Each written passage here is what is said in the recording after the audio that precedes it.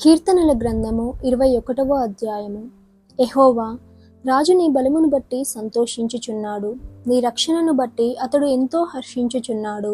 అతని మనోభిష్టము నీవు సఫలము చేయుచున్నావు. అతని పెదవులో నుండి వచ్చిన ప్రార్థన నీవు మానక అంగీకరించుచున్నావు. శ్రేయస్కరమైన ఆశీర్వాదములతో నీవు అతనిని ఎదుర్కొనుచున్నావు. అతని తల మీద అపరంజి కిరీటము నీవు ఉంచియున్నావు. ఆయుష్షు నిమ్మని అతడు నిన్ను వరమడుగగా నీవు దానిని అతనికి అనుగ్రహించియున్నావు. సదాకాలము నిలుచు దీర్ఘాయువు నీవు దయచేసి ఉన్నావు.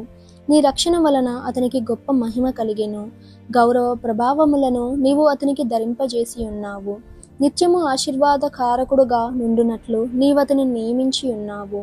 నీ సన్నిధి సంతోషముతో అతని నుల్లసింపజేసి ఉన్నావు. ఏలయనగా రాజు యెహోవా యందు నమ్మిక ఉంచుచున్నాడు. సర్వోన్నతుని కృపచేత అతడు కదలకుండా నిలుచును. నీ హస్తము నీ శత్రువులందరినీ చిక్కించుకొనెను.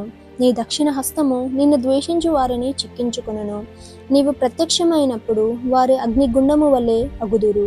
తన కోపము వలన యెహోవా వారిని నిర్మూలము చేయును, అగ్ని వారిని దహించును. భూమి మీద నుండకుండా వారి గర్భఫలమును నీవు నాశనము చేసెదవు.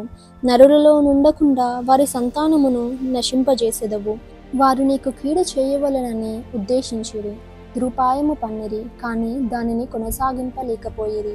నీవు వారిని వెనుకకు త్రిప్పివేసెదవు. నీ వింటి నారులను బిగించి వారిని ముఖము మీద కొట్టుదువు. యెహోవా, నీ బలమును బట్టి నిన్ను హెచ్చించుకొనుము.